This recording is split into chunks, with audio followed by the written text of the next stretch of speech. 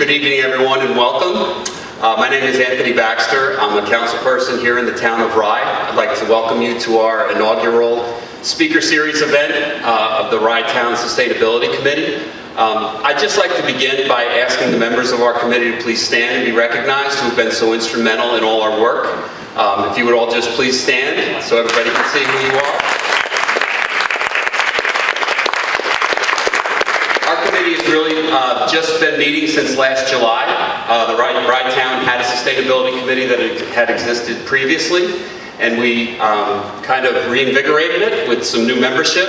And we developed a mission statement really centered around educating our residents about issues of sustainability. And tonight is the first of what we hope will be a series of educational programs to help our residents make more sustainable and wiser choices. Tonight's focus, we have two speakers with us who I'll introduce in a moment, who are going to talk to us about organic alternatives to soil and some healthy landscaping options, which I know would be very important to our residents.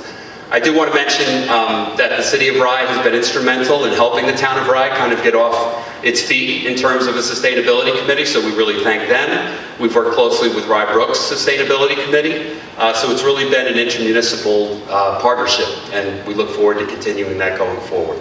So without further ado, I'll introduce tonight's speakers and then turn it over to them. We have with us Mr. Kevin Gallagher. Kevin is right here. Kevin, yes indeed. Kevin is a longtime programmer on community radio station WPKN in Bridgeport, Connecticut. He hosts an interview program called Digging in the Dirt, a show that is devoted to the subject of organic farming and gardening, GMO issues, organic foods, soil health, environmental issues, and climate change. He's also the Long Island sales representative for Green Earth, Ag, and Turf, the premier supplier of organic products to top green industry professionals and residential lawn and garden enthusiasts. Kevin, thank you for being here. And we have with us Edwina Van Gaal. She is the principal landscape designer of her named firm, named after her, and she's also the founder of the Perfect Earth Project. She has had her own firm since 1984. She creates landscapes with a focus on simplicity and sustainability for private and public clients around the world. She's worked with architects such as Frank Gehry, Annabelle Seldorf, Maya Lin, and Richard Meyer on projects for Calvin Klein, Ralph Lauren, Richard Serra, and Larry Gagosian.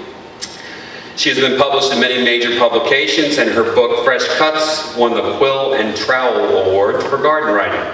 In 2008, Edwina founded the Azero Earth Project, promoting reforestation on Panama's Azero Peninsula, perhaps the first of its kind to work without synthetic chemicals. In 2013, Edwina went on to create the Perfect Earth Project, a nonprofit organization based in the United States dedicated to raising consciousness about the dangers of toxic lawn and garden chemicals to protect the health of people, their pets, and the planet. So would you please join me in welcoming our guests tonight, and we look forward to a wonderful evening.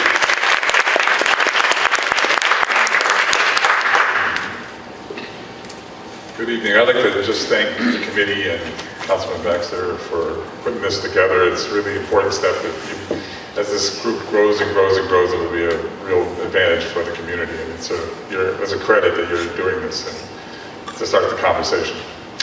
The first time I became aware of just how powerful lawn chemicals and pesticides were was about 30 years ago. I was a rock and roll DJ, into music on the radio, and a story came across the wire that Jeff Porcaro, the drummer for the band Toto, who had played for Bruce Springsteen, Randy Newman, Sonny and Cher, a bunch of bands, he had died at the age of 38 from cardiac arrest due to what the doctors thought was an allergic reaction to the pesticides he was spraying all over his yard. It gave me a healthy distrust for these compounds going forward. It just stuck with me, I guess maybe because it was all rock and roll.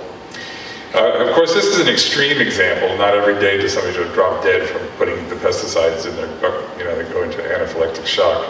But he had a heart attack, but these chemicals can be persistent. They're everywhere, and there are all kinds of them, and they can be a slow death, and it can be responsible for a myriad of illnesses. you can't see the effects they're having on you and your children, your pets, but they are having an effect. And to learn more about this tonight, we're lucky to have Edwina Van Gull here, the founder of Perfect Earth Project.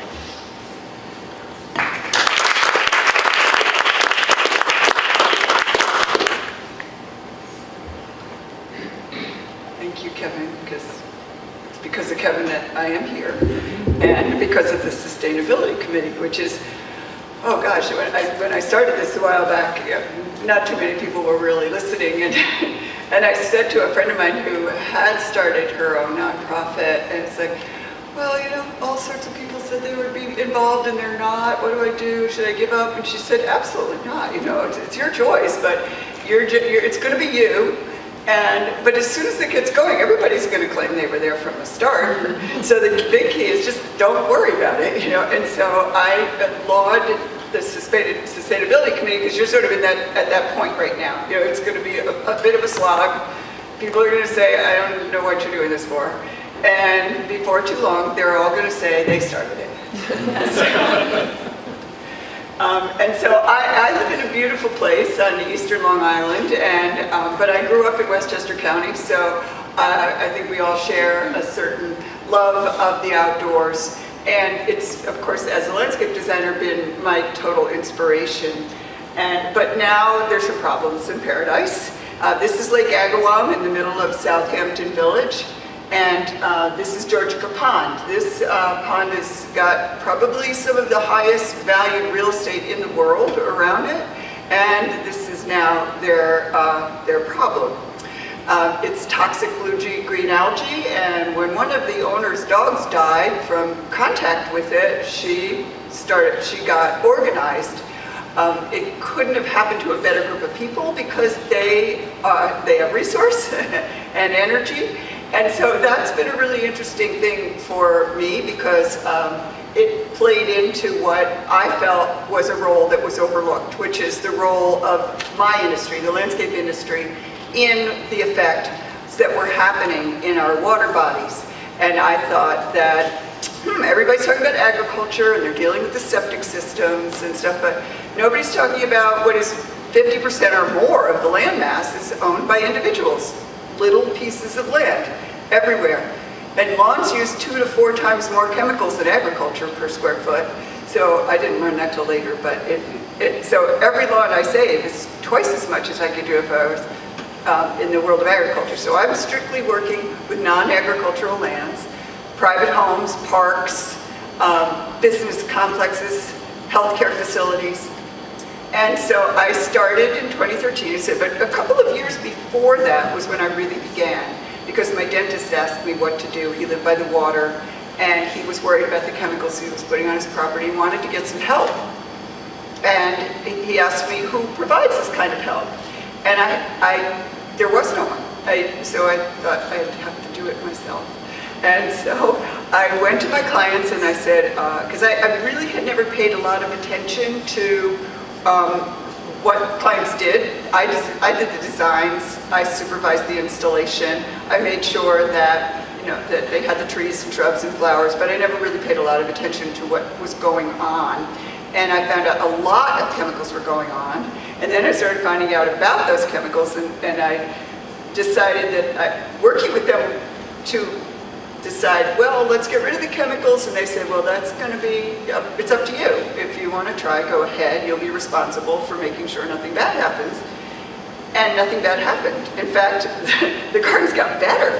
The hard part was the landscape, people. The people were very resistant to change because it was all they knew. They were really, dependent on the chemicals, and they really didn't know how to grow things without chemicals. So I started the Perfect Earth Project because how perfect is a perfect lawn if it's poisonous? And the first thing I did was realize that, well, what I ask people now is to make a commitment. Make a commitment to the place that you can control or that you're responsible for. So that could be, you start out with your own place, and then maybe it's your community, maybe just your neighbor or your neighborhood association, or in this case, a whole town. Not bad. And so, but making a commitment to that place is really key. That you say, I will not use chemicals. It's like getting married. This is a relationship. I'm going to be true to this relationship. There is nobody's income or life is at stake here unless you think of it long-term, the life of our planet, and long-term, a lot's at stake.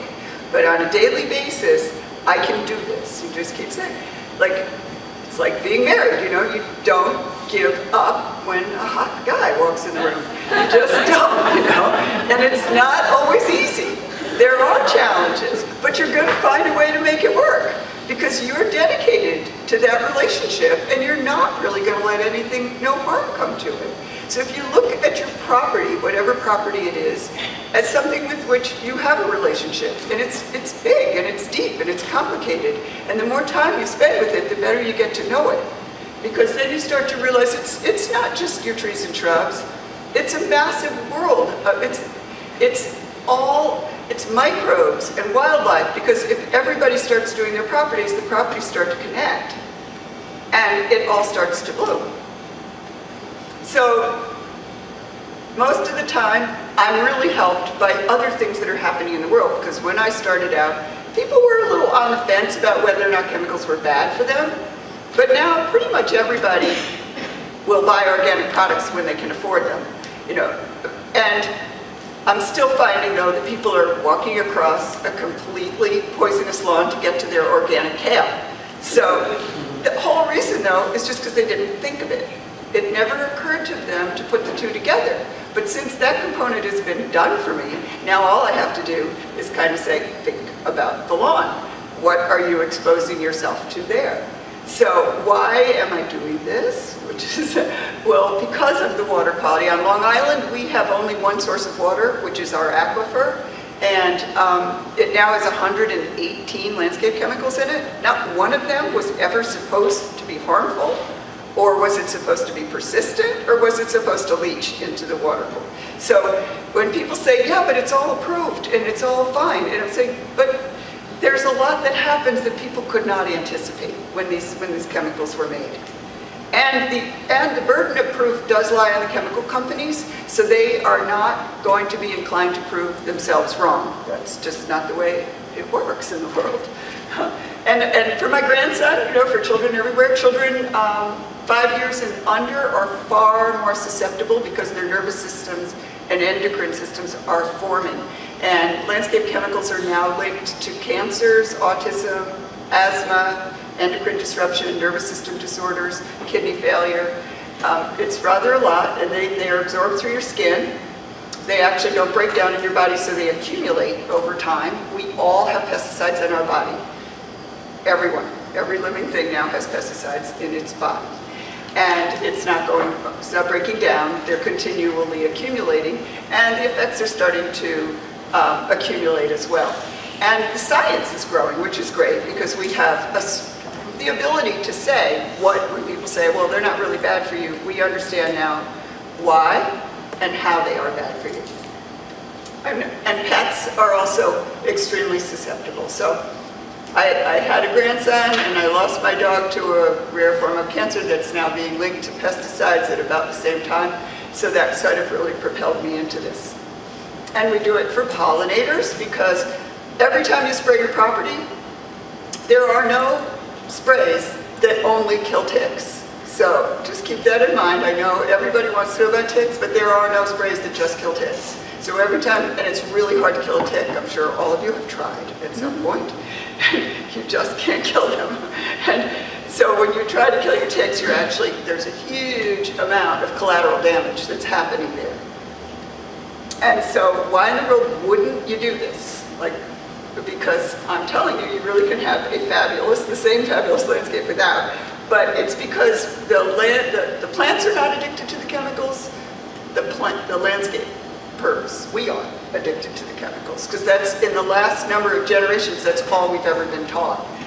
It started after the war. There was a lot of surplus chemical available, so it was kind of magic. We had all of this ammonium nitrate, which is great fertilizer. We had 2,4-D, which killed broadleaf, so let's just kill dandelions. And oh dear, we killed the clover. Clover's really good for lawns. Let's make clover bad too. And so we ended up with properties that were very militarily precise. after the war, I think people were all, freaked out. PTSD didn't have a name then, but living in a world that was very, very carefully organized was a very comforting and safe thing for people after the trauma. And so that look has never actually gone out of fashion. And it's one of the things I'm trying to change. Because you don't have to have dandelions in your lawn, but we have gone to an extreme to vilify one particular flower. And what other flower would we let our kids just run through the place and pick with abandon? You're certainly not letting them into your tulips, So, but every kid brings their mother a bouquet on Mother's Day, I think. My grandson did it this year. And this is what our landscape industry has become. No, I'm part of the landscape industry, so I love talking to landscapers about this, that we have become a profession that kills and suppresses. There's nothing on this truck that actually grows anything. It's all about killing. And so we need to change that. And if we all start to care about our landscapes in a different way, we all become land stewards, both the landowners and the landscaping. So I'm going to change it from landscaping to land stewardship. And we might remember that actually those last few weeds, you can just pop them out by hand, because actually we have proof in it, it's cheaper than the chemicals. And so what does it look like if you have a perfect landscape? It doesn't have to look like this. This is what people say, oh, I don't care, I just let it go. We do not really want to promote that. We want to promote something like this. You can have a really fancy landscape. You can have a much more relaxed and casual landscape. You can have less lawn, like the kids are gone. You don't want to mow so much. Just those are ostrich ferns. They're native, but they're very aggressive. They'll just fill in a space. You never have to do anything. You can let your whole front lawn go to wild grasses. Once a year, this gets mowed. Or you can have no lawn at all. This is a landscape I did on the Hudson Highlands. And so we just basically went into the woods and said, what's here? Okay, that's what we're going to buy. That's what so it's almost no maintenance. But of course, most people need some lawn, but for their kids, or to lie on. I'm not anti-lawn. And then also you can just have a pollinator garden, because I find for my clients, if I can get them to install beehives, they can't spread. And so that settles that. And it's very, one of the things that people don't realize is that plants are very social. So you don't want to leave any open spaces. One of the best ways to control weeds is don't give them any place to grow. And people fill areas with mulch. That's suppression again. Just throw more plants in. Long run, it's a lot cheaper. And a perfect landscape does include clover. That's one of the main ways that, how else are you going to know you're on a lawn that isn't using chemicals? The best way to know is look for clover. And clover is nitrogen fixing, and it also does much better in August when lawns are looking a bit peaked, because it fills in and actually the bee thing, people worry, say, oh, I'm going to get stung. It's really rare, because mostly it's native bees that come to the clover. And native bees, number one, most of them are stingless or too small to bite, and none of them produces an allergic reaction. So, and a perfect landscape does have bugs. We really like bugs. And everybody knows ladybugs, and ladybugs eat aphids.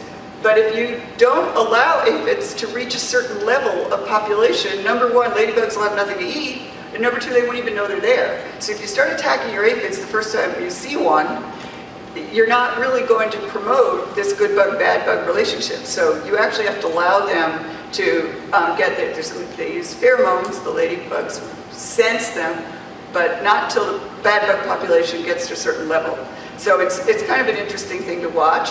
You need to be able to relinquish a little bit of control and let a certain amount of leaf surface actually be consumed. Plants are designed to give up 10% of their leaf surface to the food web.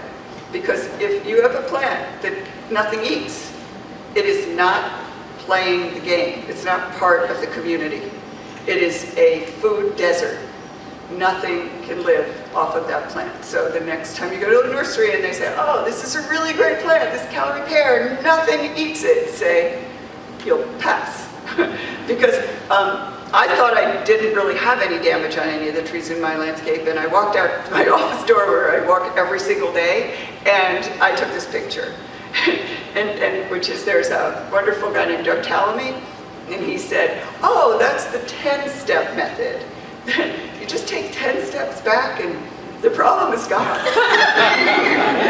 and so, but also you've been doing something for birds, because most of the damage on leaves is caused by caterpillars. If birds don't have caterpillars, they cannot feed their young. And we are seeing a massive die-off of our most common songbirds, as well as even the exotic ones. People don't realize because they're still around, because they were so massive, but most of them have lost up to 1/3 of their population just in the last few years because there are no caterpillars. People are either planting trees that don't support them, or they're spraying them when they see them.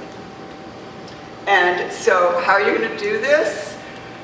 Well, first of all, you start with the soil. Kevin's going to talk about that in a bit. The soil is everything. I guess most people have been hearing about the gut biome lately. Well, the soil is the gut biome for plants. It's the guts of plants. So, and a lot of the microbes that live in soil are the same as in our bodies. So you got to eat a lot of dirt. It's really good for you. But it's got to be biodynamic dirt. It's got to be good dirt, not filled with chemicals. When you apply chemicals, it kills the soil biome. So right away, your plants are not going to get the defenses or the nutrients they need. And that's when you have to start adding more chemicals, because you've killed this wonderful process. So the key is to reverse, go the other way, and actually build the soil. So you don't feed a plant, you feed the soil. And one way you feed the soil is with compost tea. If you know your soil has enough organic matter, you can skip that and not deal with tons of compost and just feed it the organisms. The first thing you have to do in a garden, which sounds tiresome to everybody, but it's actually kind of fun once you do it, is test your soil. Because if you don't, it means it's like going to the doctor, and the doctor is prescribing drugs for you, and he hasn't even asked you what's wrong with you. Not to mention, he hasn't taken your pulse or done a blood test, nothing, knows nothing about it, and just starts dumping stuff on. That's what most lawn programs are. Like the 5-step and the 4-step, it's like, just poured all this on. It's like every single drug known to landscape gets poured on your lawn, whether you need it or not. So watering is the thing that most people don't do right. So you probably aren't doing it right, just by the law of numbers, because even, of course, I don't do it right all the time. And so don't feel bad, but it's a constant challenge. But the system, and it's on now, turn it off. Irrigation is not needed until June, till it gets hot. The roots have to go down. You need roots that are as deep as possible. So they have to be searching for water down there. And if you're constantly watering the top, the roots are up there. Then when the sun comes and the heat comes, they're really vulnerable. And that's not where the nutrients are. That's where the grubs are. So get them down, down. And that's we've had plenty of water this winter. So there's plenty of moisture down in the soil. You do not need to be watering. The other people do, that people water too frequently, so that they're watering all the time. So your lawn is basically spending the whole summer in a wet bathing suit. So that's fungus problems for you. And also, it makes it very vulnerable. So the way to know how much you've watered, I feel, maybe Kevin has other ideas on this, I'll be interested, is to get a moisture meter. They're really fun. You just go around your property and poke them in, and you know that when you need water, and you also know when you've watered enough. Because most of the time, lawns do not need water until mid to end of June, and maybe then once or twice if you just have a spell of really hot weather. In the heat of the summer, your lawn should just need it once a week. Is plenty if it's not raining, once a week. And then when you water a lot. So it really goes down. Because think about it, if the weather gets dry, do you need 20 minutes of rain? Or do you need a day of rain? So I'm not suggesting you water for a day, because irrigation delivers more water faster than rain. But you might want to water an hour for your zone. Because the set it and forget it, guys, you turn it on, You get in April, they open your system for the season, they turn it on, and that setting remains for the entire summer the same. It doesn't matter if it's a zone in the shade, or the sun, or clay soil, or sand, it's just the same. It doesn't matter if it's April, the middle of August, it's getting the same every other day for 20 minutes. And that is just kind of the worst thing that you can do. And so mowing high is another really key component, because taller leaf blades provide more photosynthesis, deeper, healthier roots. They crowd out weeds as well. Shades out weeds, also shades the soil, which the soil appreciates. And using sharp mower blades is really important. It sounds like a small thing, but it actually makes a big difference to the health of because it's like surgery with a dull knife. It just opens up all plants. It's the same with if you're pruning and everything. You do not want to be introducing diseases. And thinking like weeds means, like, for instance, if you have a hot spot, most grasses don't like heat, so obviously crabgrass is going to move in. Also, overseed in the fall. When grass is a cool season, and all weeds are really start in the spring. So all of your anti-weed work, do it in the fall, when you can get the great germination, or plant trees when they aren't going to be stressed by heat.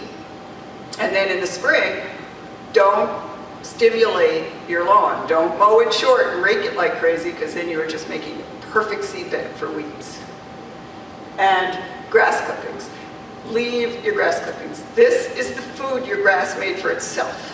And people are sending it to the dump. 20% of our landfills are landscape waste. That is a real waste, because this is a high nitrogen food.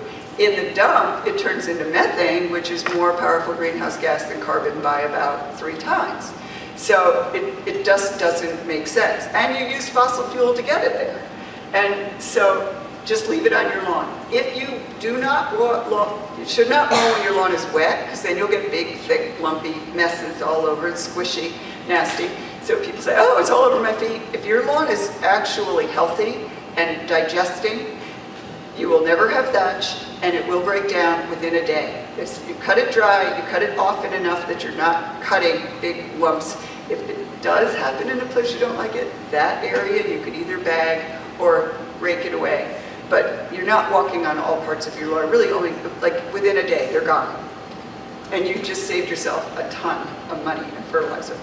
And then also do the same with your leaves in the fall. There will come a point in the fall where the leaves probably outfall your mower. But so that one time, we run the mower over them a bunch of times and just head it towards the shrub beds. You do not need to buy mulch, just buy a mulching mower. Mulching blades, you can put mulching blades on a mower, or you can get a specific mulching mower. They are pretty much what all new mowers are doing, and they are a really great thing, because they chop it up really small, so it just goes back into the soil. It's the food that your landscape made for itself. And so you don't get this, because this is kind of the worst thing you could do to soil and plants in the wintertime. Just imagine spending your winter outside without a coat, it's just, and also all of that chopped up leaf mold then just returns nutrient and provides habitat and keeps your soil food web alive. And buying mulch just doesn't make sense. This is a terrible thing to do to a tree, the tree volcano. It was also recently described to me as the toilet plunger look. I hope that turns people off, but because trees can't breathe if you cover their roots. And so this will eventually can cause trees to grow girdling roots, and any soil piled on top around it. I just am not into putting mulch around trees. It does keep people from weed whacking them. So you might want to leave a little space around a tree, and you might add some leaf mold in the fall, but this is not the way to go. And landscapers do what they tell me, because that means that their clients think they've done something. And they don't want to, if they've sold them 2 yards of mulch, they're not going to leave half in their truck, so they just go back and they pour it around all the trees, and then it became kind of a thing. So one guy says, well, why don't I have that on my property? Well, what I have on mine is piles of things, but not around my trees, because I have made myself this personal part of my commitment to my property is I don't send anything to the dump that my property produced. So I'm always trying to think of, okay, what can I do with this? And so I have a little meadow, and when we rake off, I mow the meadow once a year, and when we rake it off, I make Monet haystacks. Or when I cut down a bunch of invasive trees, I made log walls, which separate my little orchard from my meadow. And so it's a constant kind of adventure in what to do with biomass. But a chipper would always be a good solution, and there's plenty you can do with chips that your lice made for yourself. In fact, chips are really good to keep ticks at bay to a certain extent. If you use chips for walkways and edging around a garden or something, wherever they wouldn't look too terrible, but they're great for walkways for ticks. And now with the High Line, and this is Brooklyn Bridge Park, people are starting to change their perception, because it's a lot about perception. What should a landscape look like? What is a beautiful landscape? Is a beautiful landscape still stuck in the 50s, wearing a uniform or a suit, pantyhose?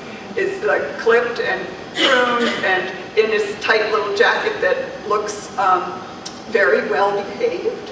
Or do you want to give some of the decision-making over to nature and let it decide what to do? I kind of like the latter, even being a designer, because otherwise I'm just looking at everything as work. And it's nice to look at a landscape that doesn't look like work, that looks like life and exuberance. And Mother Nature is really the best designer. And so these landscapes are now trying to express that. I think that 5-10 years ago, people would have looked at this as the part they didn't get to yet. And now they're embracing it. Everybody wants milkweed. Milkweed is actually not a very pretty plant. There's a reason why people cut it all down in the first place. But now with the monarch butterfly has great PR. And if you see this bug in your landscape, would you kill it? Do you know what it is? This is a ladybug larval form. So know your bugs, even like the real basic ones. But most people would look at this as like some kind of a little monster. And it's amazing. It turns into a ladybug. And so this is my meadow, which was lawn when I bought my house, and I stopped mowing. And every day and every month and every year it's different. And it's always amazing me with its beauty. And so what we ask everybody is, as a person, as a community, as a neighborhood, consider making a commitment. It's amazing what you can do. Talk to your landscapers. We don't want anyone fired. We want to convert them. So send them to Perfect Earth. We'll help teach them. We'd love to bring a training session here. We'd love to work with you to create content for a website, whatever you need. Public education, PSAs, that's what we do. And we would like everyone to remember when smoking was cool. We'd like these to go the same way. Because people have told me, but if they're not there, I don't know if my landscaper's done anything. And I said, that's a very strange position. So we suggest maybe trying this. If you want to know, tell the landscaper to put one of these out. Maybe not plastic though.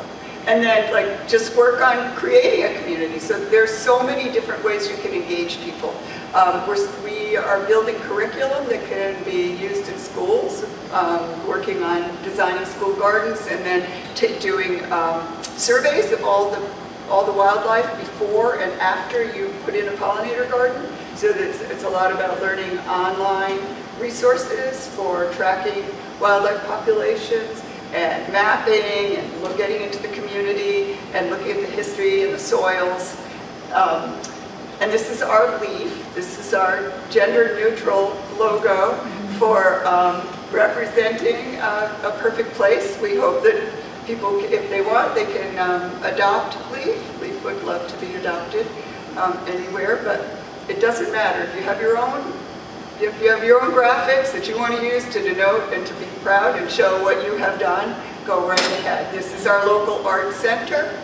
And I don't know if I have a picture here. No, I don't think I did, of our local hospital, which a year ago, Southampton Hospital said, oh, it makes total sense for a healthcare facility to have a lawn that isn't carcinogenic. And so after a year, we had our summary meeting, and the facilities manager said, no, I really have to admit, I didn't think it was going to work. And he turned to the landscape crew and he said, I want to put you on a multi-year contract. And that was just like one of the high points of all of this for me. So we have a book that we wrote. I have some for the council members free, otherwise people can buy them from our website online. And so these are just some steps that we suggest people can take to organize their communities. There are many different things, but one of the things I always like to do is leave people with something that they can actively do. Because it's nice to be able to walk out of here and say, okay, I'm all jazzed and this is something I'll actually do. And so we put out a weekly tip. It's very short. It is never sold or listed to anyone else. And people find it amusing and helpful. So if you'd like to sign up, I have a sign-up sheet right here. And thank you all very, very much.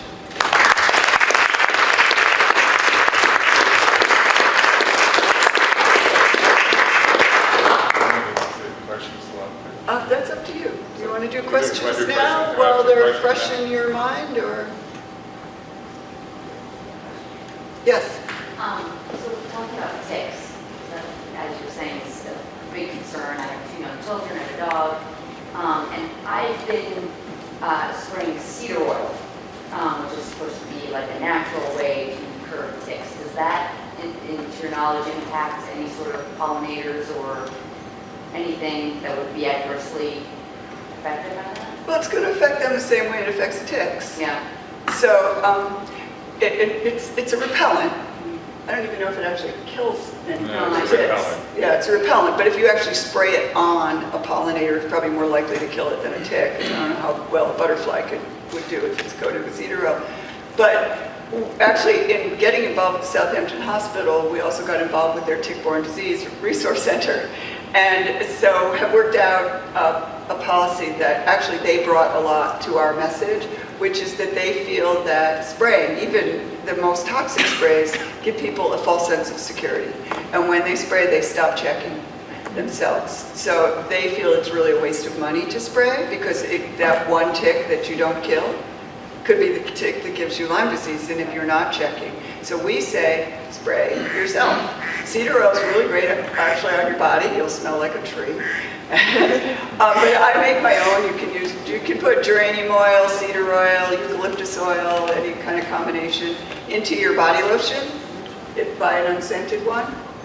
And I put it on all the time, just like I'm putting on sunblock or anything else, and you have to check.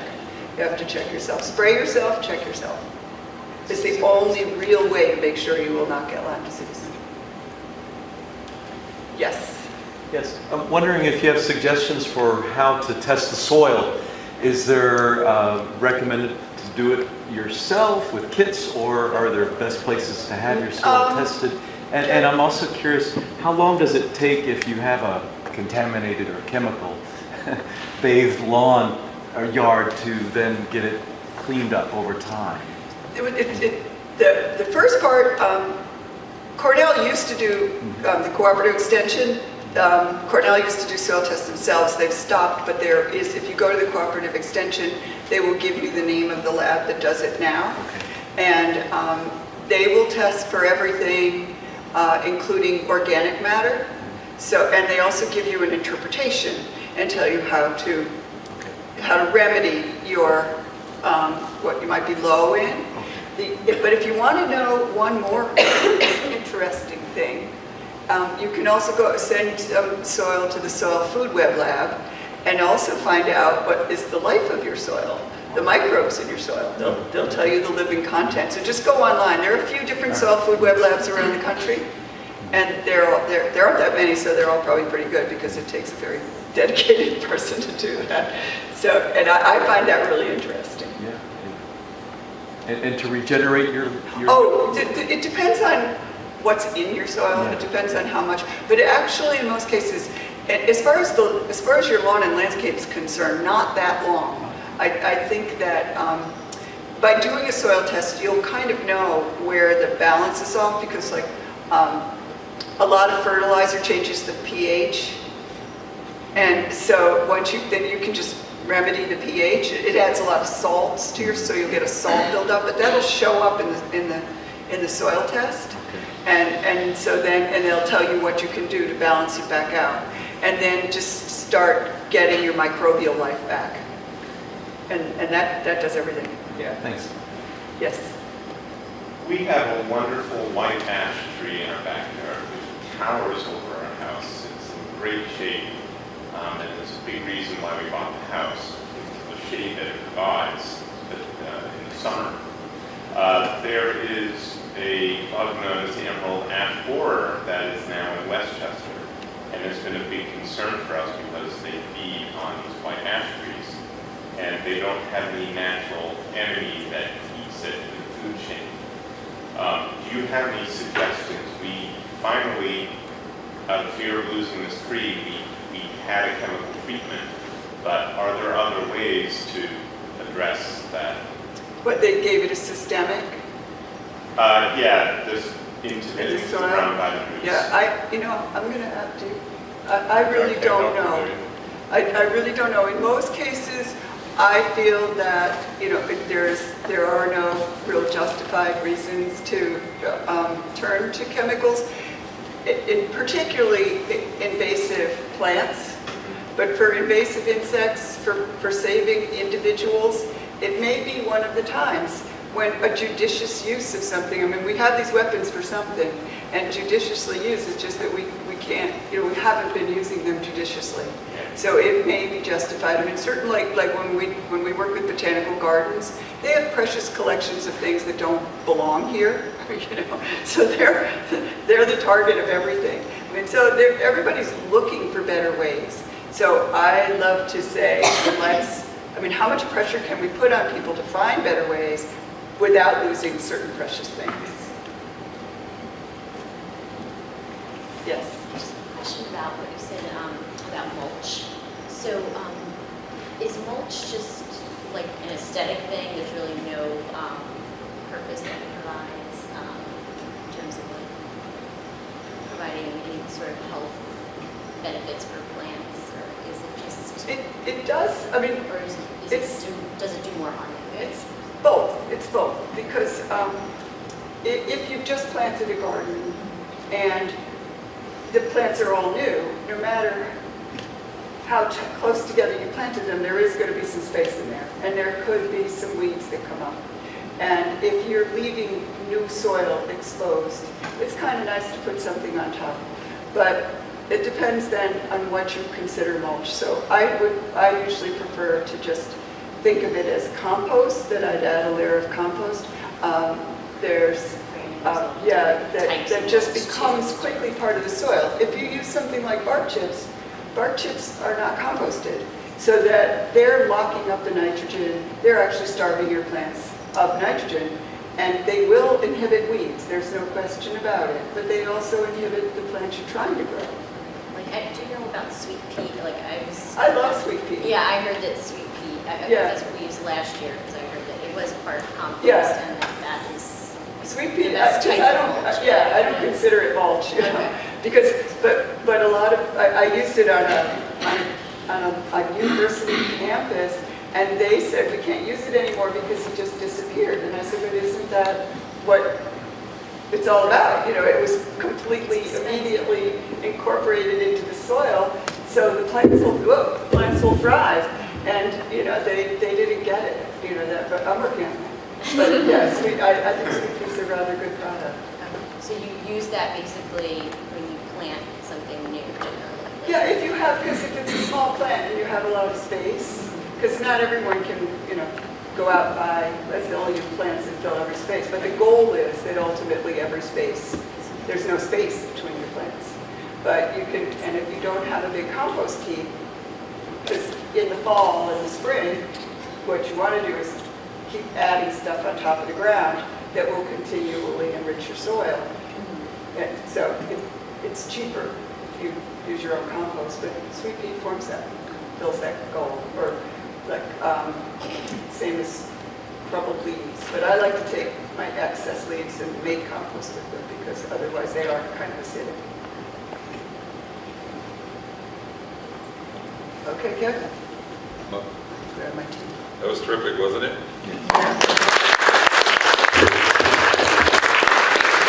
It's a complex subject, this whole stuff. And, you know, there's the brochure that was made up for this that Kevin's going to show you how easy it is to be organic. And as I'm saying, it's not so easy. It's doable. And especially if you're persistent and you want to stick with it and know the concepts. So we're going to go over a few concepts. Some of it's going to be repetitive, but I think the ones that we repeat show you the importance of them. It's all about the soil. I have a neighbor who just had, he's had a hedge of Thuya arborvitae, and he loses about 5 or 6 of them every year, and he keeps planting them back in, because he digs a hole and he puts the bush back in. A lot of us know you buy stuff, right, costs you $1,000 for 12 plants, and then you have them put them in, they put in a drip line, and then leave them. But they don't think about what they're putting them in the soil. So he's obviously just digging a hole, not thinking about what he has put them in. And so they die and he repeats the process. He's not thinking about it.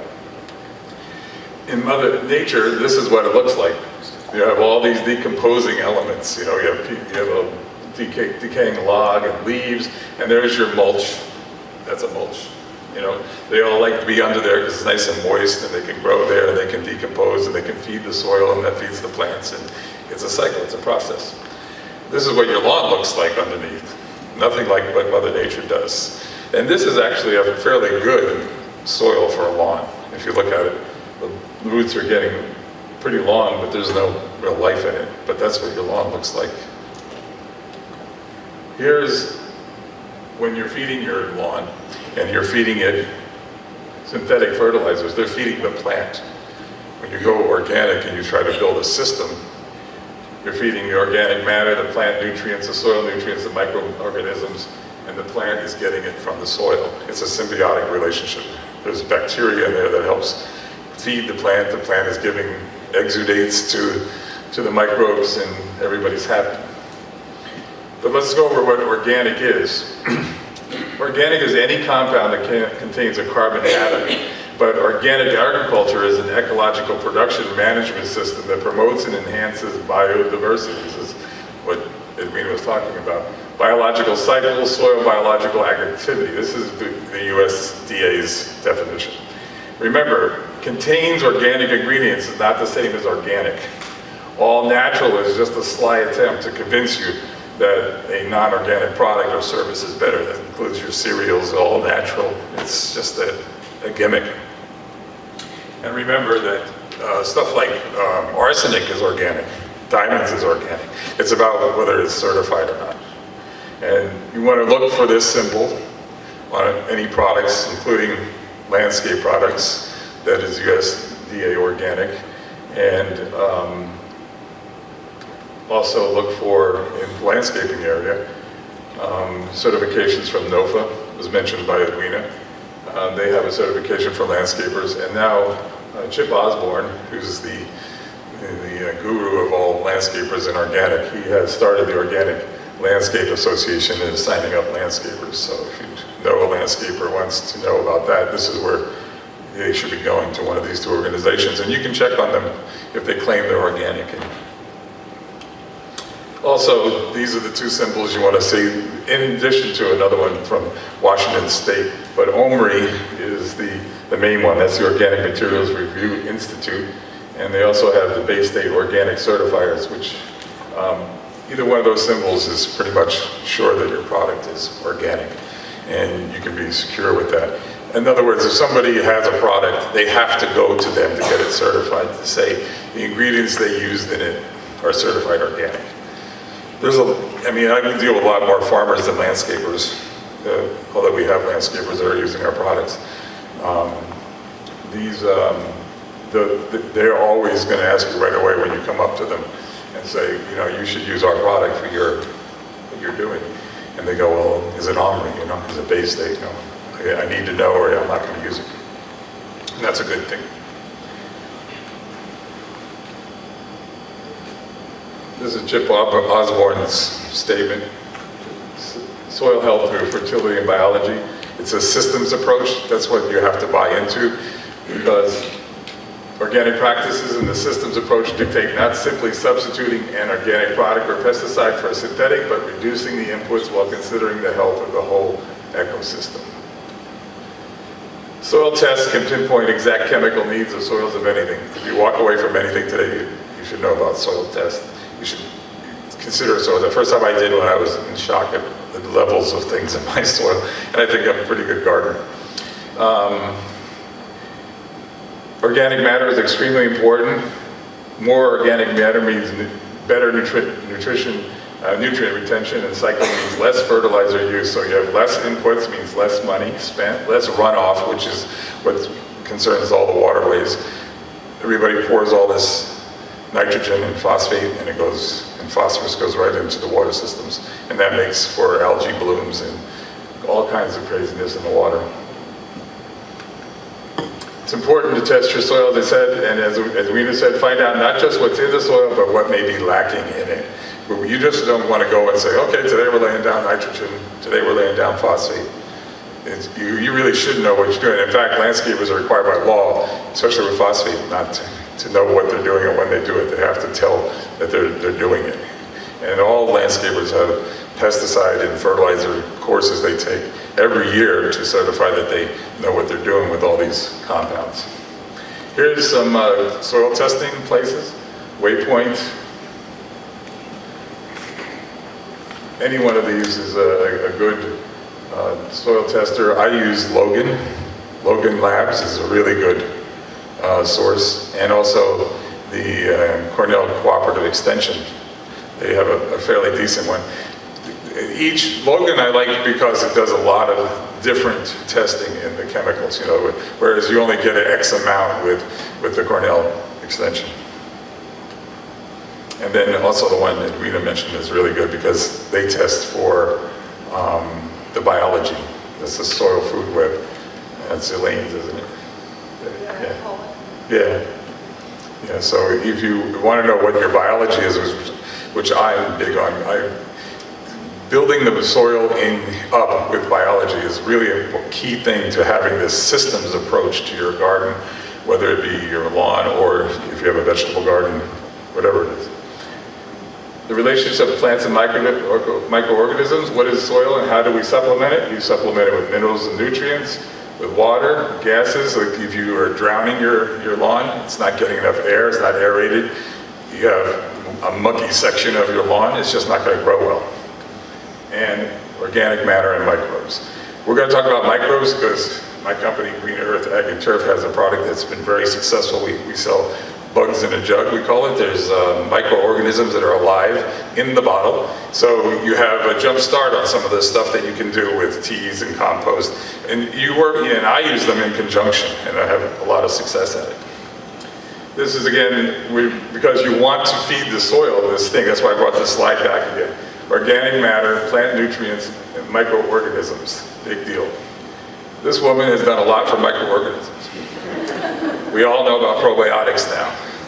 Jamie Lee Curtis has taught us and made a $3 billion industry in 7 years.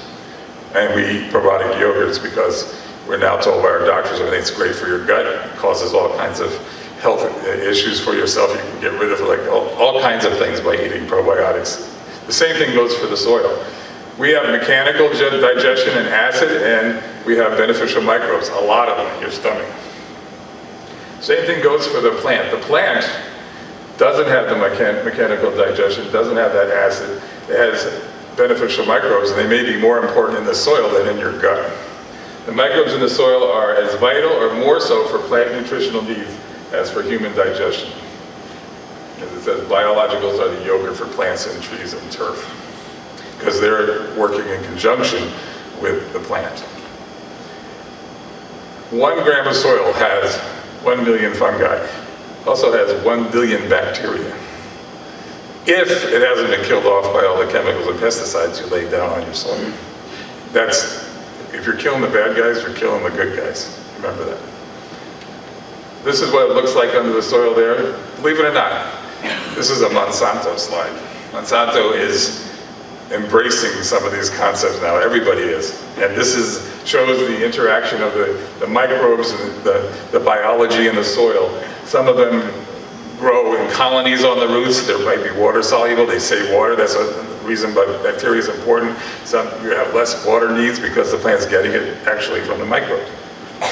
Also, some of them go inside, in and out of the roots. You have, like I said, the plant can exude certain things. It's almost a message they're finding out. To tell the microbes, hey, I need this. And that's why things like no-till and no plowing have all come to the fore, because they found out there's things called hyphae, little strands coming off the plants. All those are sending messages between plants, between bacteria. And when you plow, there's a guy named David Montgomery who has a wonderful book out right now. I'm trying to remember, I think it's called, I'll think of it. But it's David Montgomery talks about all the farmers that use it, and the healthy soil movement is changing a lot of farming. A lot of people are switching over to no-till because they found out that when you expose the soil to the air, you now are killing off the microbes by throwing the soil up, and then it dries out and it gets more compacted. When you have roots down in the system, if you go through northeast New York, where I have a piece of property, you'll see now everybody leaves the corn stalks in the ground. Everybody leaves plant matter on the ground because it's helping to put more nutrition, more nitrogen into the ground. You also see lots of people planting cover crops like legumes, rye, things like that, to provide coverage over the winter and put nitrogen into the ground and carbon. It's not an accident that the Bible admonishes us to let a corner of your property lie fallow for 7 years. It's ancient news. This is nothing new. We're not discovering new things here. These are concepts that are pretty old. We're just coming back to them. This is the level they're called trophic levels. First level is the photosynthesizers. They're putting carbon, they're photosynthesizing the light and putting carbon into the soil. And then it builds all the way up into the animals at the last trophic level. So if you're going to be given a project of converting a wasteland back into a good healthy soil and everything, you wouldn't start over here at this trophic level. You'd start over there and put some bacteria into the soil to help it foster all the life that's above it. This is part of, you ever see that little cartoon where each little fish gets eaten by the bigger fish? This is a product we sell. This is called Microbe Life. It also comes in for the commercial end, it's called Quantum Growly. These products all have live bacteria in the bottle. They're all certified OMRI organic. And there's about 12 different bacteria strains in the bottle. And I've found incredible success with these products, as have a lot of my clients. The one Photosynthesis Plus here, that's a particular strain. That's called Rhodopseudomundus palustris. I got it out.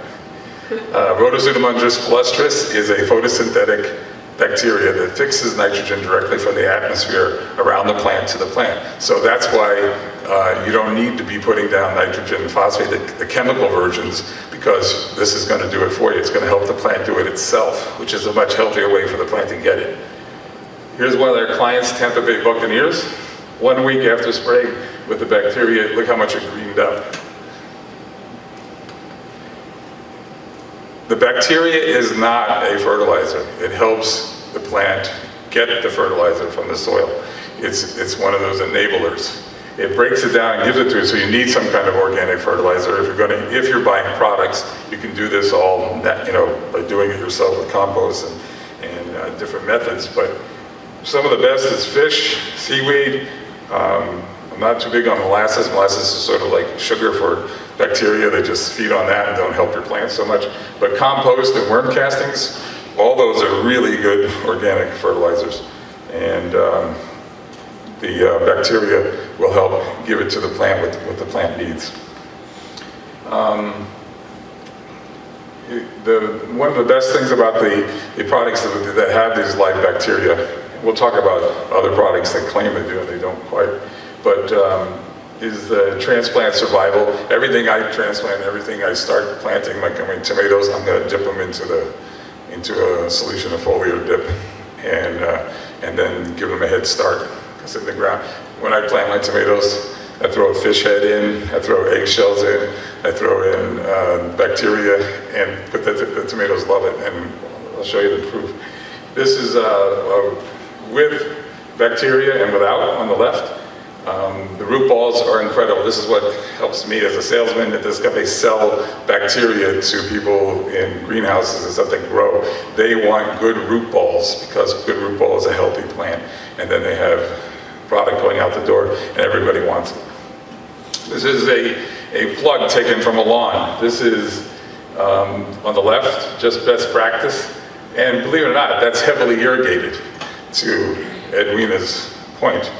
And the other one is bacteria and not so irrigated. And there's the difference you have there between using a fish seaweed product like Neptune's Harvest. They have a very good organic fish seaweed.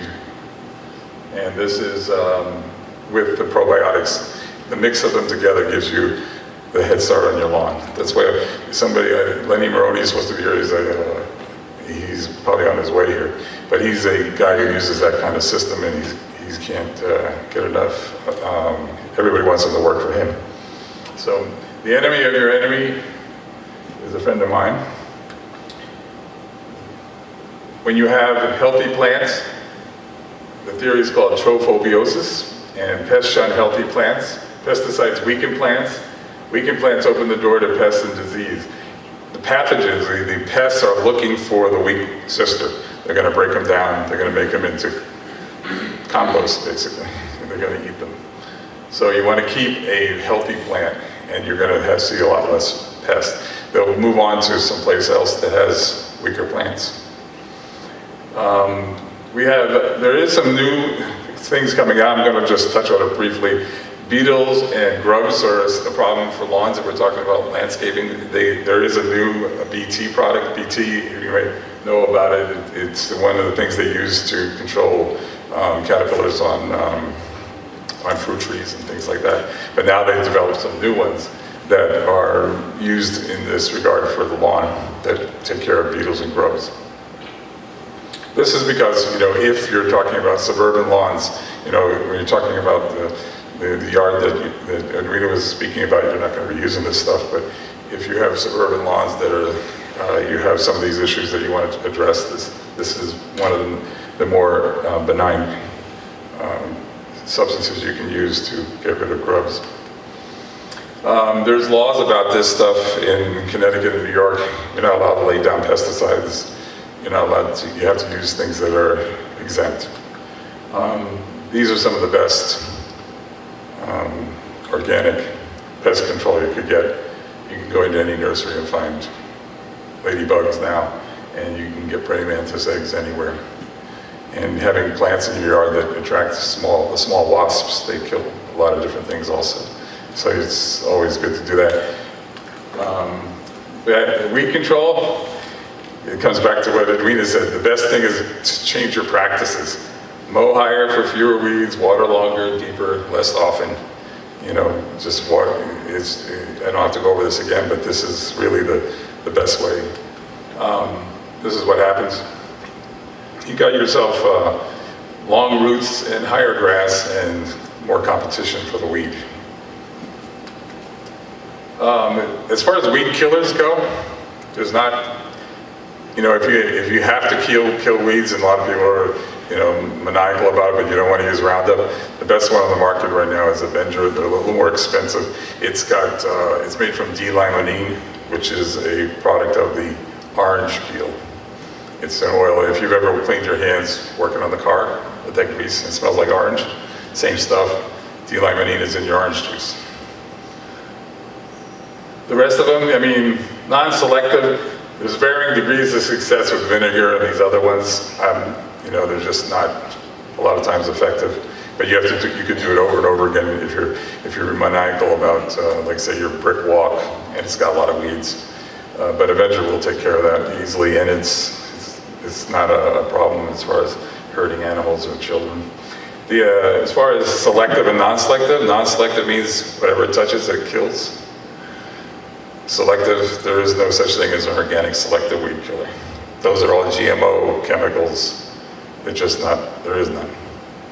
And if somebody claims that, they're like, big ones say, I use corn gluten. Corn gluten is very suspect at being effective. How do we increase soil biology? You have to increase the microbes. You can encourage the growth of the microbes already present, and that can be done with composting and things like that. We're going to see here in a minute. Don't harm the natural flora is the biggest thing.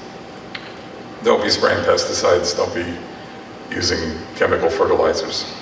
They just are really strong. And adding microbes through compost and worm castings and controlled biological inoculants, which is the products that I sell.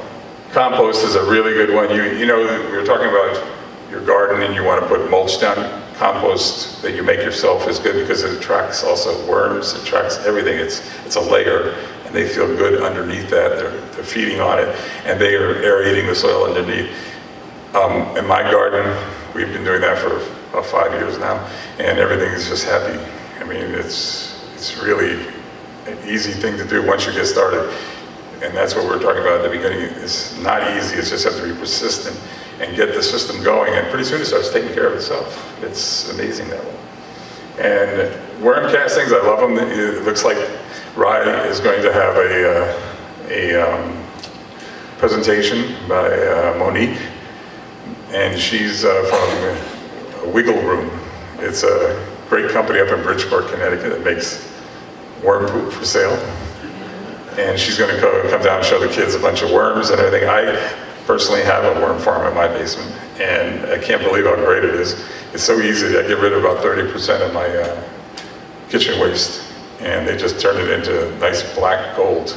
I mean, it's incredible, and you have to use it very sparingly.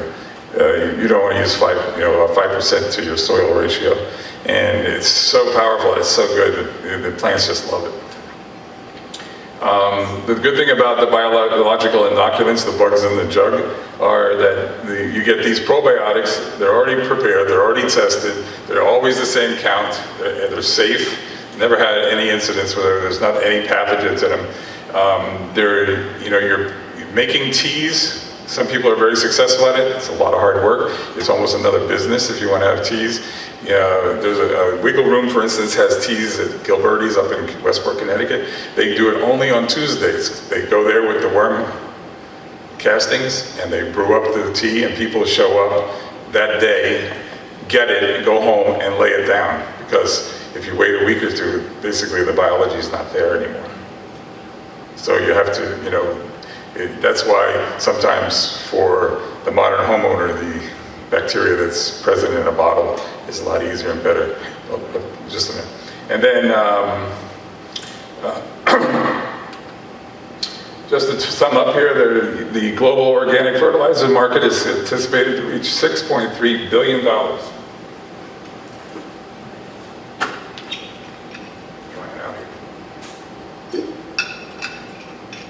In other words, it's growing. I mean, how much is it growing at Costco, for instance, all the organic products?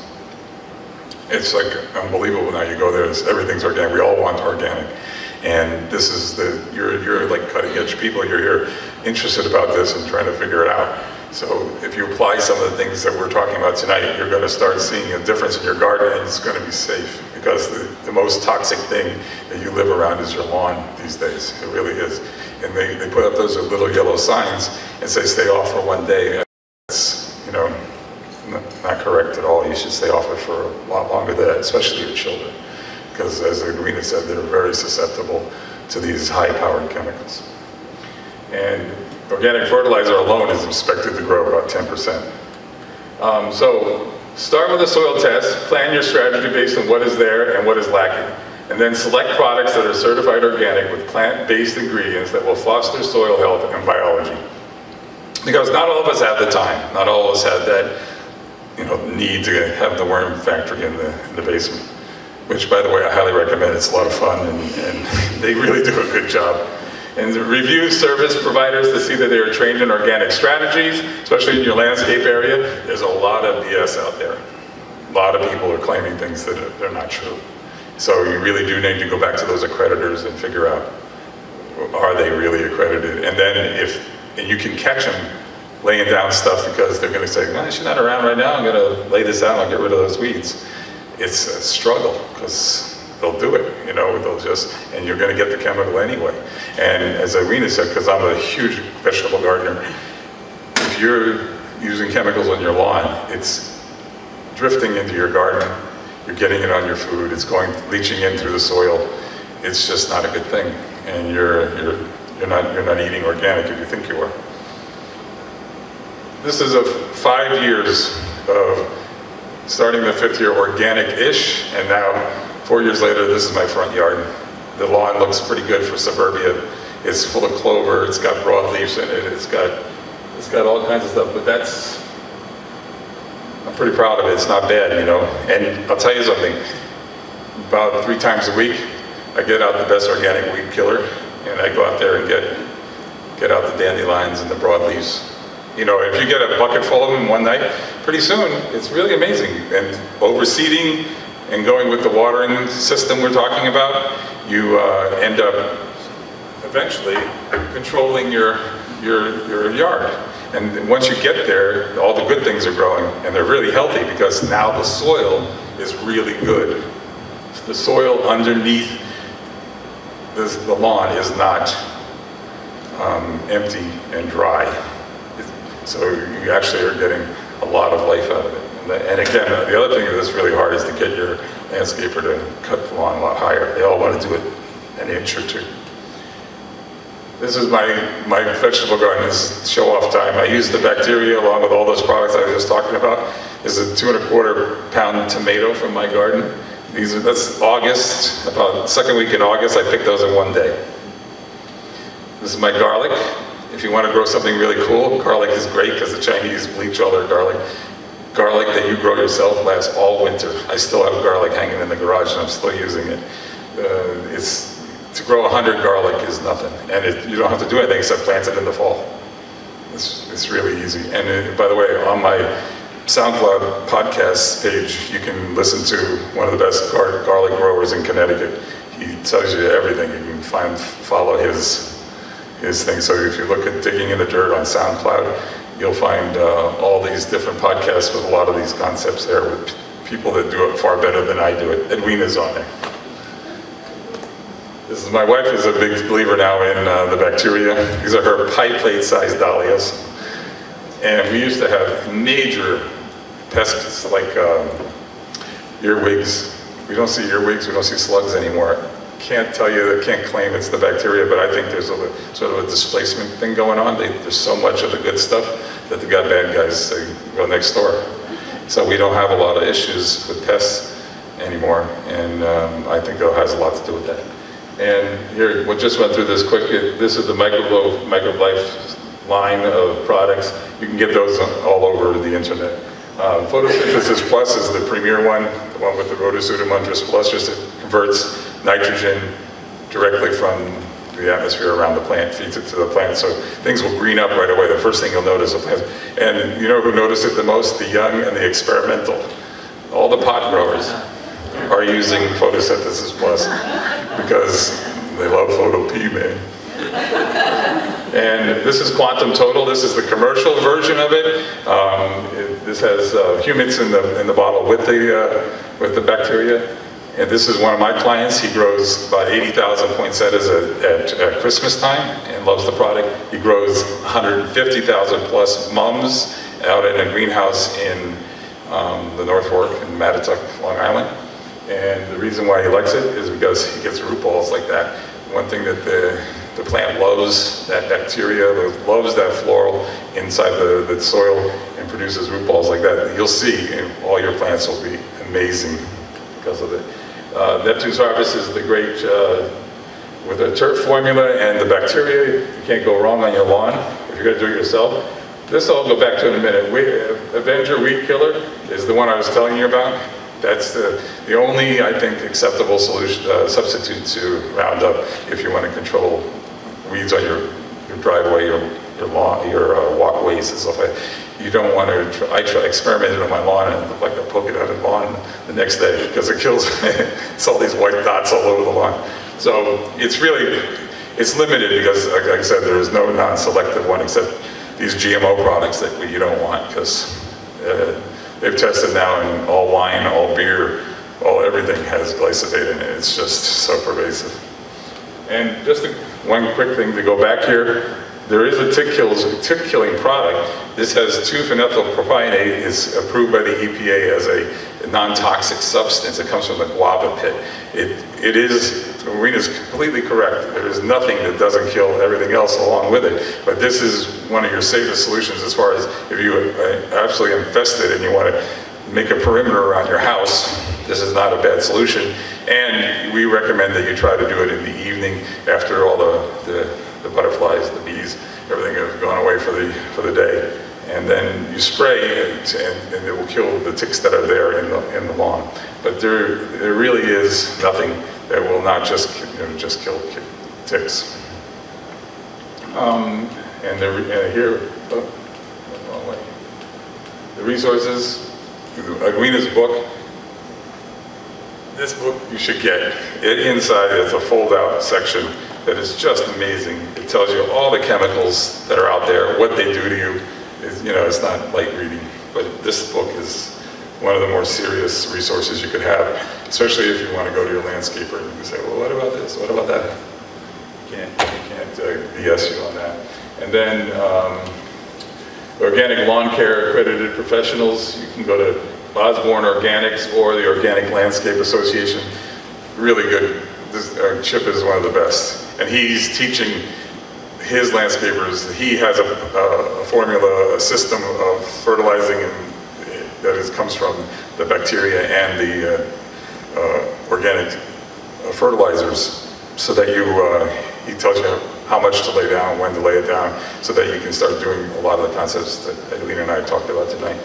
And then also, I love the Organic Consumers Association. They sue anybody who lies about being organic. They're a really good resource. And they spend their money on lawyers and also information. So that's a great organization. And Beyond Pesticides, another fabulous organization leading the way. They both the heads of these organizations have been on my program talking about it. You can go to the SoundCloud and hear these people interviewed. They're pretty amazing guys, and thank God that they're doing what they do. That's it. And by the way, if you're interested, you can go to this website, and there's a 5% discount if you put in RIDE 2018. So, there you go.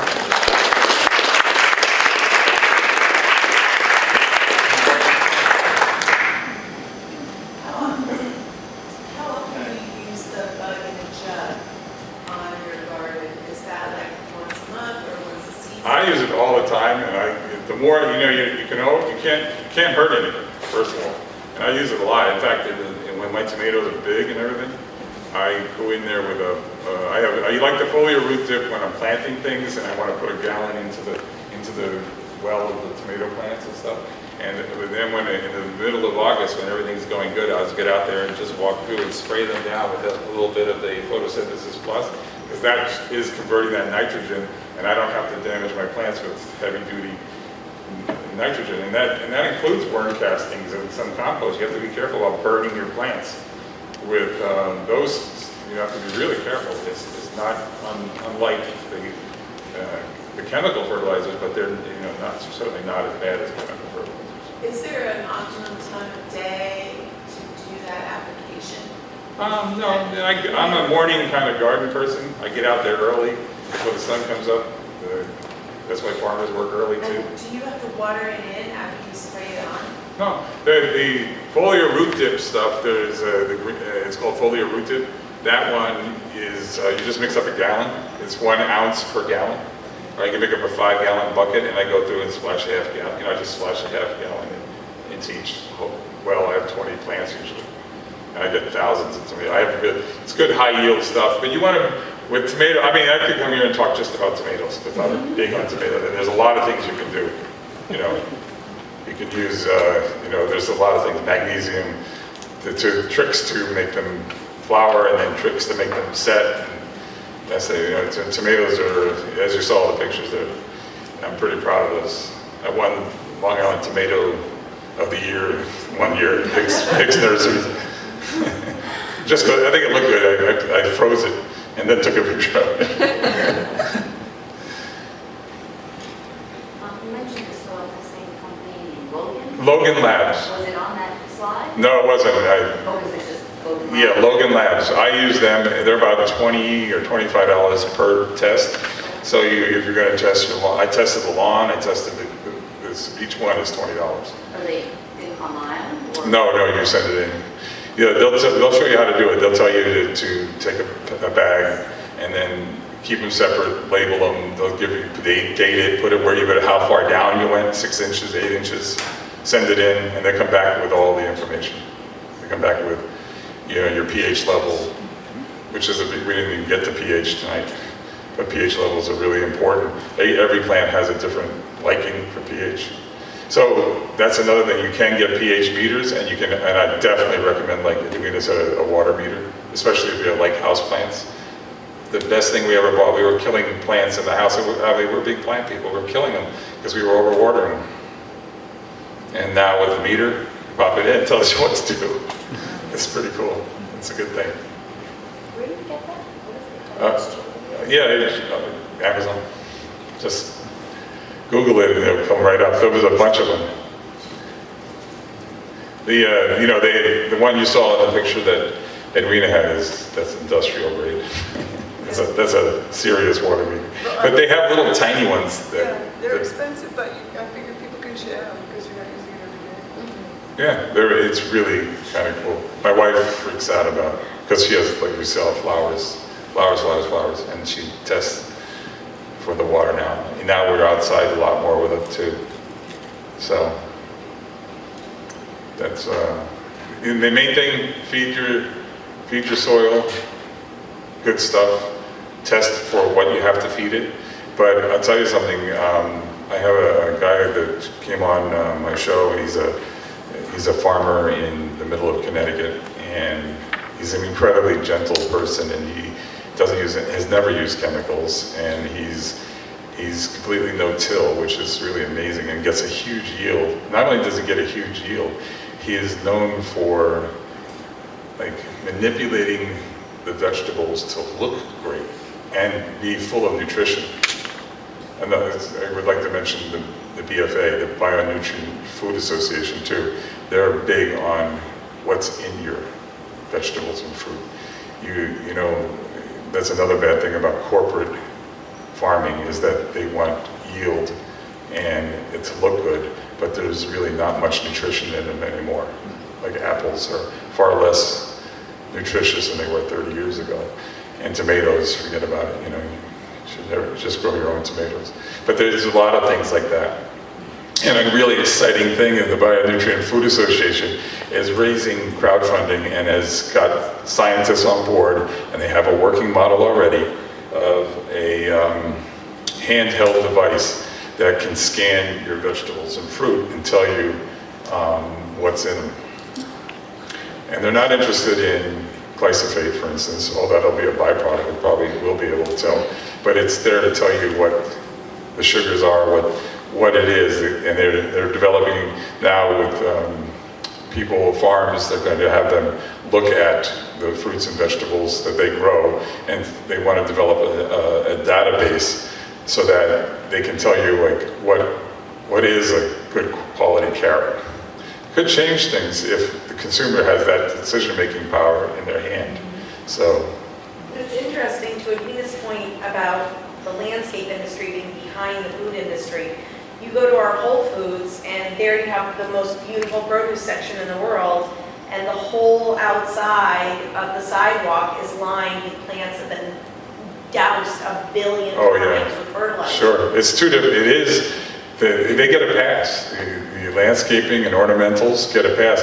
The guys you saw that I had the poinsettias and he's a great guy, he's an incredible grower, but he uses chemicals, you know. I can sell my biologicals to them and they know that they're doing the right thing. They're trying to get away from it because they have a thing called, it's a re-entry time. So that could give you a clue. They have employees are not allowed to enter that section of the greenhouse after they sprayed for X amount of time. The product says it on there. So when you walk into a greenhouse and say to them, my product doesn't have a re-entry time. There's no re-entry interval. They go, oh, now they're interested. And it's also doing good things for their plants. They also have disease pressures that no other place has because it's so moist and wet in there. So you can get all kinds of things growing like this, and it can wipe out everything that they're growing and ruin their whole year. So they're really interested in healthy plants, and that's why I said the trophobiosis theory of a healthy plant is a pest-free and a disease-free plant is really true. They're really looking to have health, and that's what you want to do in your garden. The more you make that soil great, the more your plants love it, and you can see it. I mean, you're here because you're interested in the subject matter. You know what your plants are doing when you go out, right? I mean, you look at a plant and you go, you know, that tree is not doing well there, or that bush is not doing well because it's not happy. You know, it's got to be moved, or something's got to change. And this is the thing that you have to work at. Thinking about neighbors who spray with lawn chemicals, It's a problem. I feel like the belief is that after 24 or 48 hours, it's fine, right? Like the bags don't have to be up anymore because they don't believe there's a health issue anymore. So I'm just curious about educating people on that. That's something, you know, I have new neighbors buy a house next door and they haven't done their landscaping yet. I'm already working on it. I said, look at my yard, look how great it looks, you know, and I don't use anything, you know. I don't use anything on that lawn, so I don't use anything on my plants. I use organic matter and so bacteria and fertilizers are organic, and everything's happy.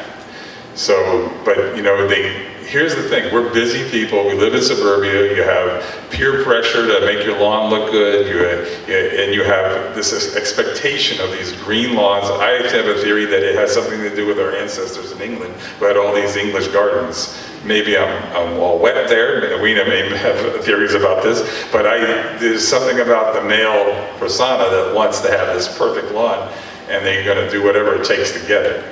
And a lot of times you want to just acquiesce to the landscaper and sort of go, oh, I don't know what he's doing over there, you know, and they do it. And then I have a neighbor, he has his lawn service, and they pull up, and it's something called like organically yours or something, right? And he says, I've been using organic for years, and I know he's not, because his lawn is too, you know, perfect. It's like, looks like that second slide, you know.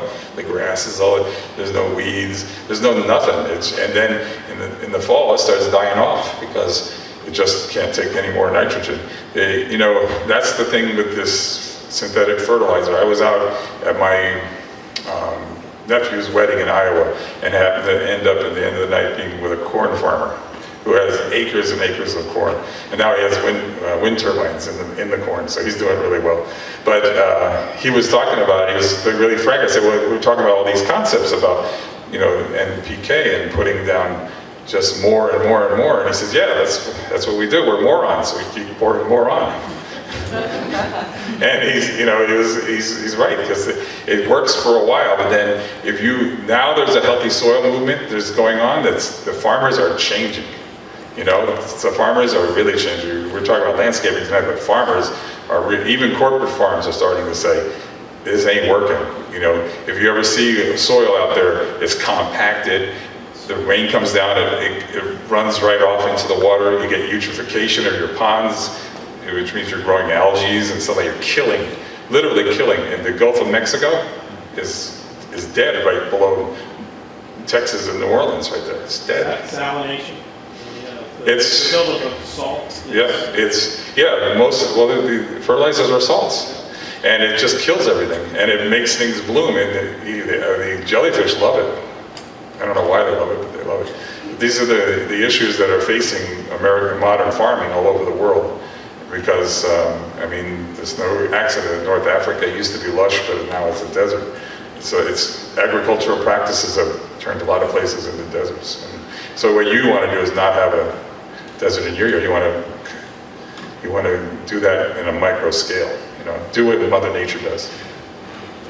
Is there, if I wanted to put a lawn sign up saying, hey, I don't use chemicals and I don't use any product that,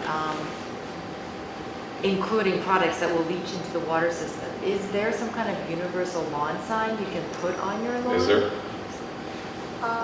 Well, we have one, and Beyond Pesticides has one. They're regional, but but people are coming to recognize them. So definitely get one. So you can order one from us, or you can order one from Beyond Pesticides. Those are the two that seem Are to you a be. Rye resident? No, I'm Greenwich. I mean, it's We a have a little Rye- healthy, with a little foot and everything, that's cute, but like, I don't know, I mean, unless you are conscious, you don't know what that means. This is a real problem. I just came from Shelter Island. I celebrated my 43rd wedding anniversary over the weekend. And we went out. I have a client at the Shelter Island hardware store, and she is a beekeeper. So she sells a lot of these killers, and it's killing her. She's just freaking out that she sells this stuff. And her brother co-owns the store and says, we gotta sell this stuff because it keeps us afloat. And she's waiting for the Holy Grail, something that she can talk to. And so I turned her on to that pamphlet back there that talks about the schools and the laws in New York. She didn't even know that there's laws about laying down pesticides because she had bees and she's up against a school and the guy comes by and sprays everything and kills all her bees. Yeah. And she said, they at least should have told me so I could have covered them. There's a law in Greenwich, I don't know if it's Connecticut, that if you're going to spray, you have to tell town hall so that town hall can tell all the beekeepers. So the beekeepers can cover the Cover them. hive. That's all she wanted. For like 24 hours so that the bees don't go out, roll around in the chemicals and then bring them back to the hive.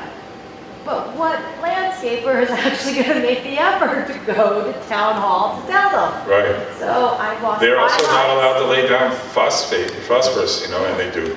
They keep it on the truck, and the question is, can I green this up real quick for my client? People want, that's a big thing too with suburban landscaping, and you're up against that peer pressure. All the lawns look the same, right? Start doing something a little bit different, like Edwina's suggesting, and all of a sudden it's really different, and then there may even be regulations against doing it, and then there's also the idea of these pesticides, that you don't want, but they're going to do it anyway.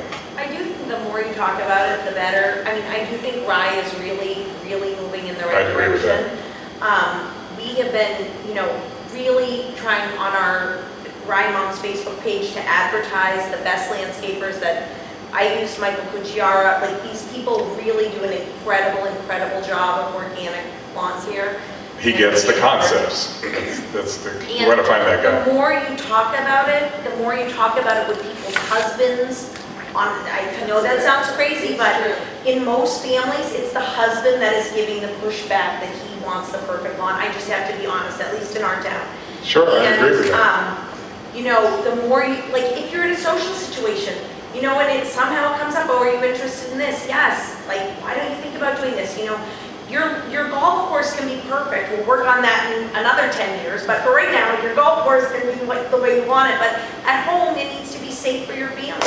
And the more you talk about it, the more friends will be turned on to it. And that's a key point she's making. You know where you get them? It's really people care more about their pets and their children. We do. It's all about safety and beauty. Right. And that's the other thing is, I think Edwina touched on it about perception. And I think when we start to redefine beauty and how you view right. a lawn and your yard, and you don't need that much lawn, it's actually a beautiful meadow. As soon as we start seeing that, and then it's marketed to us that organic, natural, healthy, safe is what sells, that's when more residents will demand it, and therefore landscapers will respond to it. They're going to get the work. And we're the trendsetters, and you're the trendsetters by spreading the word, and you cannot stop. If you give up and say,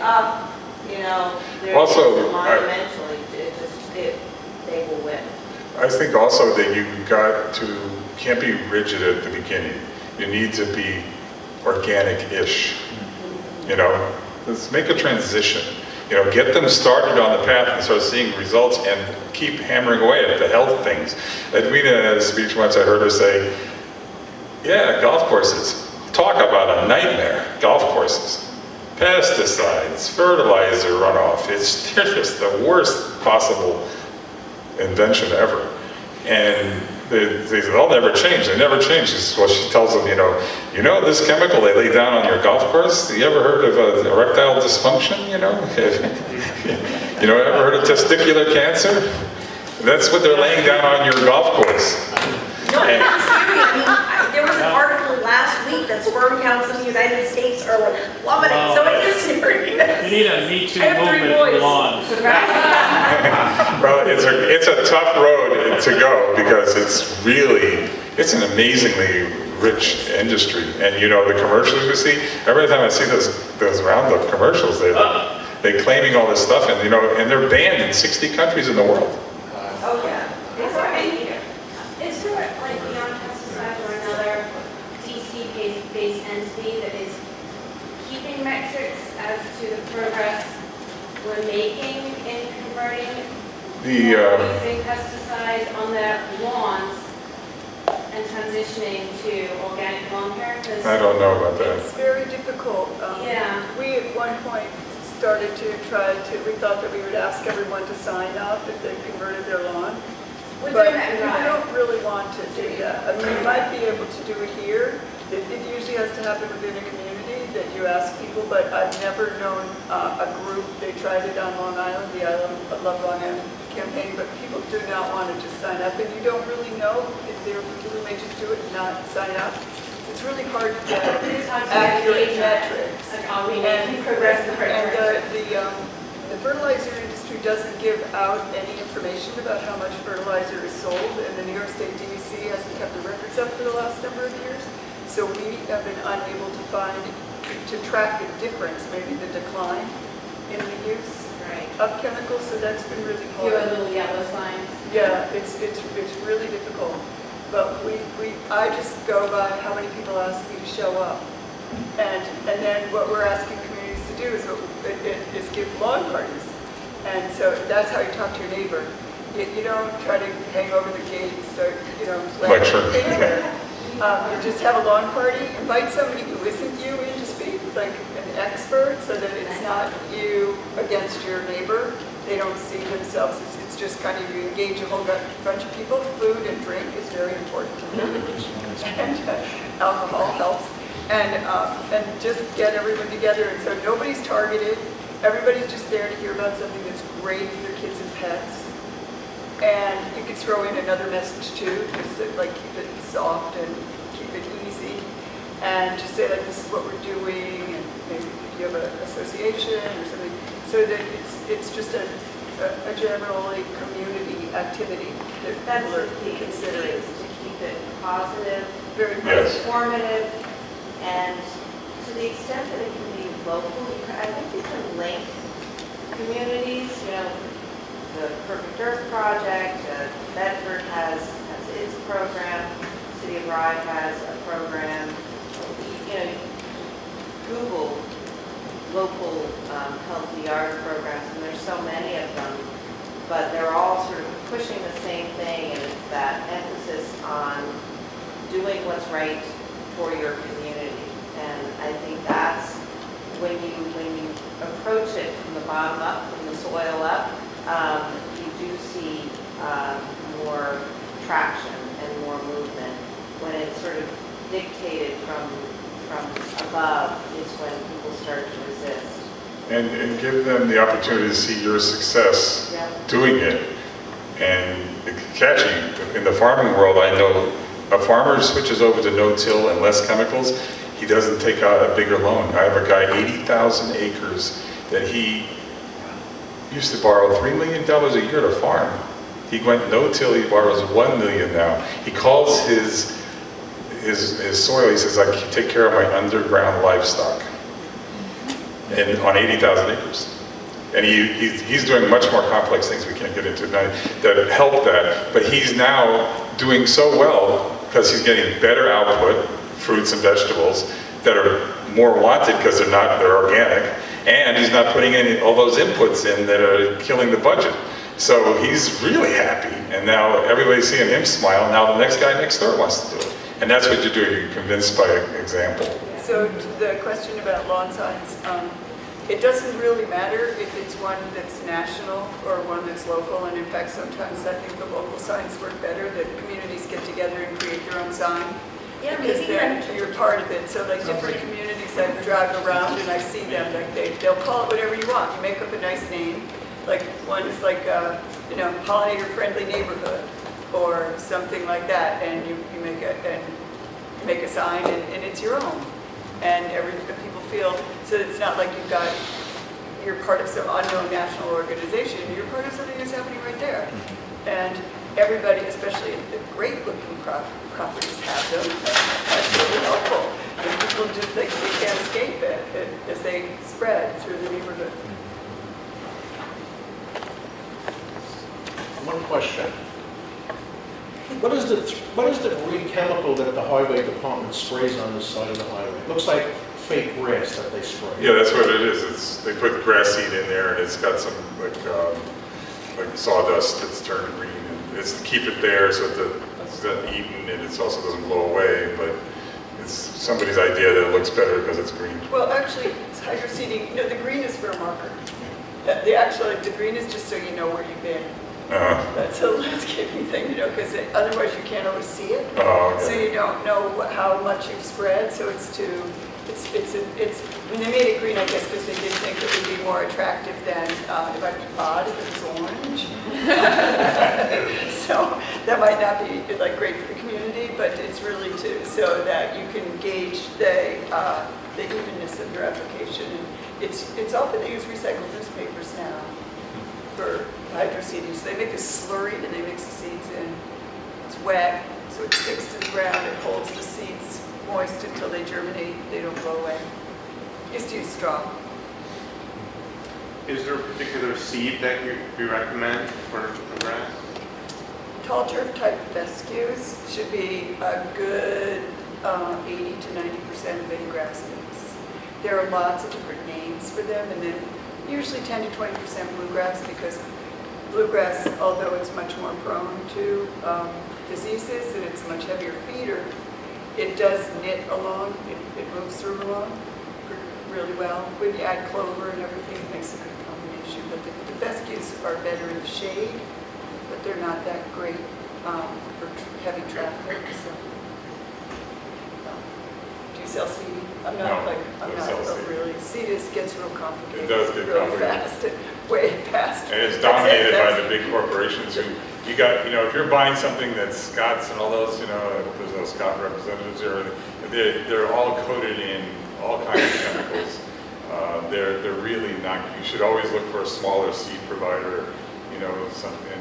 They're out there on the internet. You're not going to get them at your store though, they don't sell them. But the good news is that the big seed companies are now starting to really look at creating more resilient seed, even though they're not going to sell more product.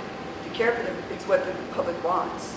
They want seed that's less mowing, less fertilizing, but more resilient. So. That's what we can do is you vote with your dollars. The Costco has more and more organic products because you're asking for them. And if you're asking for organic services, that's going to work too. And that's why the Communities Project is so important, because we're teaching you what to talk to the landscaper, because he can BS you. He can say, this is what you need. You can't kill weeds without it. There is a grass seed, I think it's Jonathan Green is the brand name. Oh yeah, I use that. And I found it for sale up at Stu Leonard's in Norwalk. I have not looked at the one in Yonkers, so that's a really good organic grass seed. Jonathan Green, I think is the brand. And they also make organic supplements for your vegetable garden as well. This year was the first year I ever did ground cover for my actual garden, because I've been hanging around with the wrong types, and they told me, you gotta try this. So this year I did a winter mix of rye, legumes and stuff, and it was beautiful all winter long. It was green out there, my 20 by 20 plot, and because I use the same plot, and the one concept you gotta get is that it's the stomach of the plant, and if you keep planting there, it's taking everything out of that soil, so it's gonna get worse and worse and worse. If you don't put more compost in, you don't put more organics into it and stuff like that, it's not gonna happen. So that's why the ground cover works, because it's putting nitrogen and other things into the soil for you. So now it's about this tall this week. I'm gonna whack it all down and then plant everything without tilling it. And that is amazing green. I can't believe it. I said, well, my wife said, why don't you use that for the lawn? Is that the cover crop seed mix that you put down? Yeah. Oh, okay. Yeah, it cost $5 for a bag of it, and I said, that's worth it, and I just found it on the internet and planted it. I use oats and field peas, because you can eat the pea shoots. Yeah, they're They're great. really good. Yeah, mine has peas in it too. I've been eating the shoots. So do you only do that in the winter time, or you can do that any time of year, like lay out your cover crop? Yeah, you can do it anytime. You see, at the end of your season, because you get weeds. You're always after weeding. I've used straw. It still comes up through the straw, the weeds. They're just competitive as hell. So I'm curious to see what happens now that there's so many roots and also all this cover that they're going to have a tougher time coming up. And I'm just going to dig a hole for the tomato and put it in with the fish eggs, and then. Sideways, right? Yeah. Mr. Baxter wants to wrap this up. You kept going. I think it's great. Can we please give another round of applause?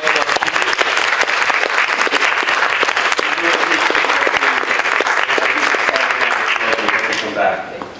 I also want to thank members of the committee that are here and that have worked so hard to put this together. I do want to acknowledge Sarah Goddard from the City of Rye, councilperson. Also Gary Zuckerman, who is the supervisor for the town of Rye, who both joined us here this evening. As Kevin mentioned, there's a lot of material over here on the table to the side of the room, so please feel free to help yourselves as you exit. And also, we are co-sponsoring with the City of Rye's Sustainability Committee an event on June 16th at Rye Town Park under the pavilion. We're going to have Monique Bosch, who's also known as the Worm Lady, to talk to us about worm composting and worm gardening. And I can vouch, she's awesome. And she'll have live worms, and it's open to the family, and the kids can play with worms, and it'll be a fun family event. So that's from 10 a.m. to 12 p.m. on Saturday, June 16th. We hope you can join us. Thank you very much for coming out tonight.